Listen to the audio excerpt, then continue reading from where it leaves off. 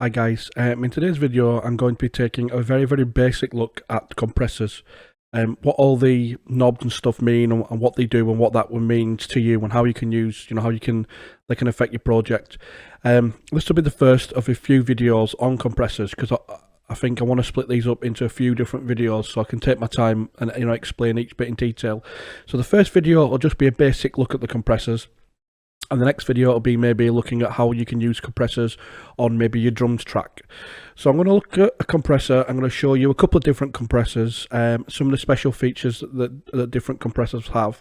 So the first compressor, or the compressor we'll start with, is Ableton's own compressor. I'm just going to explain some of the different knobs and what they mean, and what they actually mean. So the first one we'll look at here is threshold. Well, there's three different sort of meters here. You've got threshold, you've got GR, and you've got out. So I'll explain these. So first of all, threshold is when the limiting kicks in. So if you have a very high threshold, so that basically means that 0 dB, anything above 0 dB in your track will start to be compressed, which would basically be very little. If we have it right down here, anything above 41 dB, minus 41 dB will start to be will be compressed by whatever settings you choose. And there is, you can go up and down and obviously change this. Now, gain reduction basically means how much of the track is being compressed. So if you've got this up at 0 and you see no gain reduction, then nothing in the track is being compressed. If you start to drag this down, you start to see the gain reduction moving. When you see the gain reduction moving, that is showing you how much volume has been taken out of your track. And then out obviously shows you how much volume is going out of the track. So a lot of the compressors have their own little special unique features and stuff, but most of them all have the same sort of basic knobs. And this is a very good example of this. So I'll show you what the basic knobs are. So the first one is ratio. You see it says 2:1. We can go 1:1, or we can go infinity to 1. So what this basically means is, for every 1 dB, so say for example, if we go here, 3 dB. So for every 3 dB that goes over the threshold, the compressor will only allow 1 dB of volume to go through. So if your kick is over the threshold, so say for example, we put the threshold down to 10, minus 10, and say for example your kick's hitting at is hitting at maybe -7. That means you've got 3 dB over your threshold, so that will only allow 1 dB through. So instead of 3 dB going through, it will only allow 1 dB. So even if your kick is at -7, it will actually show here at about -9. And obviously going 1:1 basically means it's for every 1 dB that hits the threshold, 1 dB is getting through. So that basically means it's not working at all. And then obviously infinity to 1, it will basically be like limiting. That means that everything that hits the threshold, it will only allow 1 dB through. So it's basically stopping everything from going through. So it's the very basic settings of a limiter. So we can use this to change about, and obviously we can compress more depending on what we want to do. Now the attack, this is when the compressor starts to work.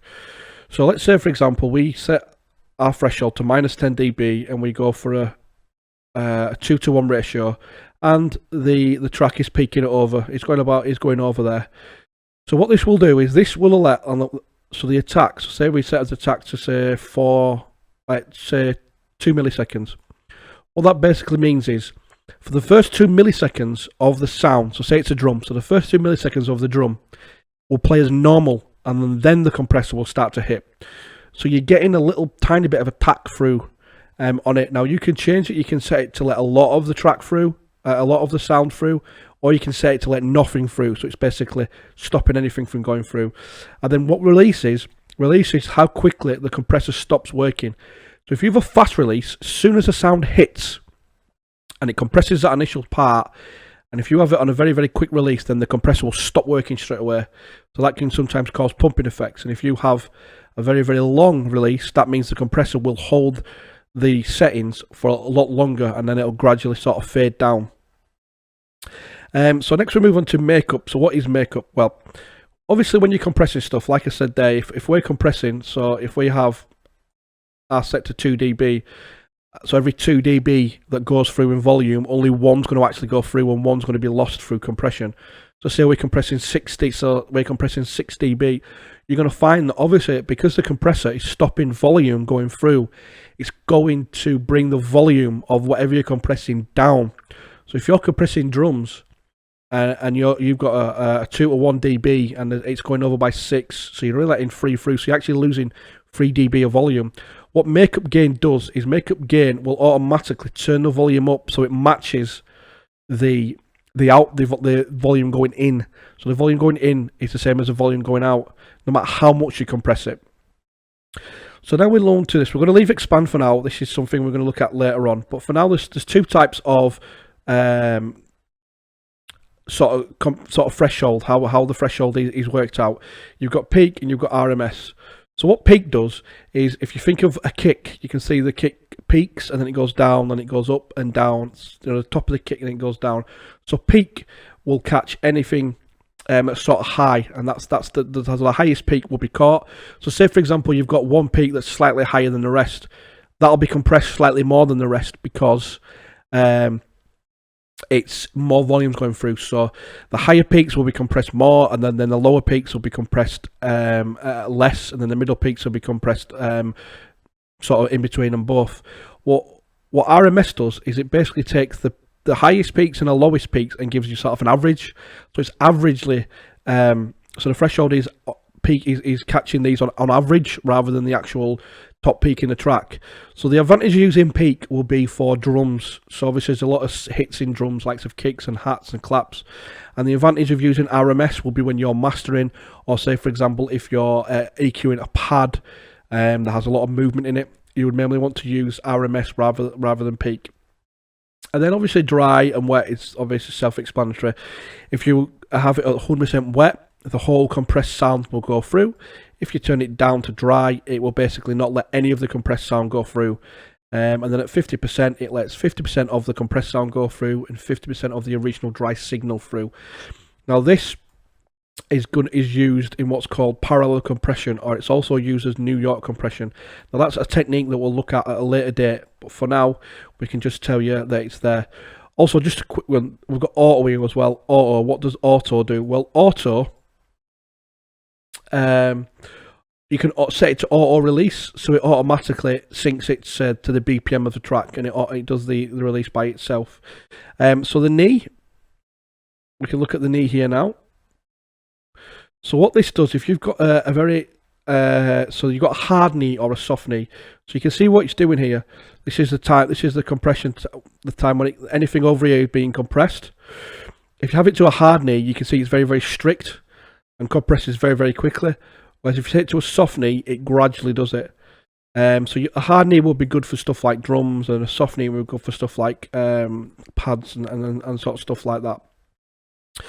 So that's a basic look at the compressor that comes with Ableton. What I'm going to do for you now, I'm going to jump over to FL Studio and I'm going to look at a couple of different compressors, and we're going to compare compressors and see what if there's any features that are different on different compressors. Okay, so we're on FL Studio now, so let's first of all take a look at the standard FL Studio compressor that comes built in with FL Studio.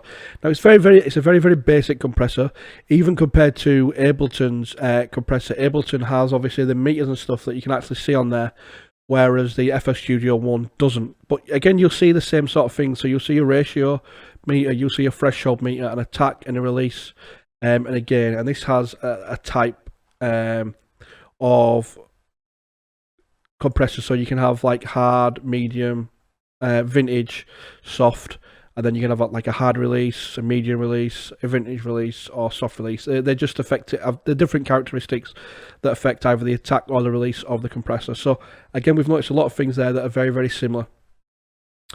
A great compressor for compressing drums is this one from Waves here. This is a built on the hardware compressor of the same name. So we look at this, and again, this has a lot of features that are very the same. So you've got your meter, you've got your in meter, you can view, you've got your out meter and you've got your gain reduction meter, so you can view all them separate. Again, you've got your threshold, your attack, your ratio, and your release, and you can have a variable release if you want. You've got a knee down here as well. Like I said, very, very similar. You've got your output gain and you've got your manual output gain, so you can manually adjust it yourself. So this compressor here would be very, very good for compressing drums. And if we look at some of the presets and stuff that come with this, there's some great individual compressors. So we go for this one, for example, kick drum. We'll always have to bring that down a bit, otherwise we'll be compressing that far too much. So that is a great compressor. So another great compressor, what would you sort of jack of all trades compressor would be this one, the R compressor, which I use quite a lot. This would be just good. It doesn't really have any speciality, but it's just good for overall compression and just compressing certain things. So again, even though it looks different, it's got the same parameters. So we've got the threshold, we've got the ratio, we've got the attack, and we've got the release, and we've also got the gain feature as well. And these orange and yellow bars there, meters as well, that we can look at. So another fantastic compressor is this one from the C2. This one actually displays what it's actually compressing. So if we play something, this will actually display what it's compressing. Again, you've got some features that are very, very similar. You've got threshold, ratio, attack, release, gain with auto gain. You've got the drive for dry rate signal. You've got the knee, whether you want the knee or not. This has also got a built-in sidechain feature, which you can use as well. And it also allows you to view the knee as well. It shows you exactly what's happening when you've got the knee being viewed. It's also got some different styles you can look at here, whether you want to go for mastering or different styles as well. Again, this is a bit more an expensive compressor, but it does a lot more. For the general basic compression, FL Studio works very well, and same with Ableton's own built-in compressor as well. Logic has some great compressors as well. So that's about it, guys, for the basics of compression. So just quickly, I'll explain to you, when would you use compression? Well, compression could be used for many, many different things, and compression is one of the hardest things to actually learn from my point of view, from my perspective. EQing and all that stuff come a lot more natural than compression did. So don't be alarmed if you struggle with compression. You'll get to know it over time. You'll get to know what it does and how it changes your sounds and what compressors do what. So for the time being, you just want to really learn the basics of it and know when to try and apply it. So for example, if you've got a snare that's sticking out, or if you've got a pad that's going too loud and then too quiet, or if you've got vocal parts that are very quiet and then loud, you can use a compression to try and even those things out. Same with your master as well. If your master's got a lot of peaks and stuff going into your limiter, you can use a compressor there to sort of pull it back down a little bit and try even out the volume in the track. You can also use a compressor to bring out the bite in the kick drum as well. The same with a snare. You can also use it to emphasize the hats. You know, you can use it to gel a lot of things together. But we'll look at those in another video that's coming up soon. But for that, guys, that's about it for this video. Like I said, I'm just covering the basics of compression. I hope you obviously found this useful. And again, we'll look at specific examples of when to use compression in upcoming videos. But for now, guys, that's it. Thanks for watching.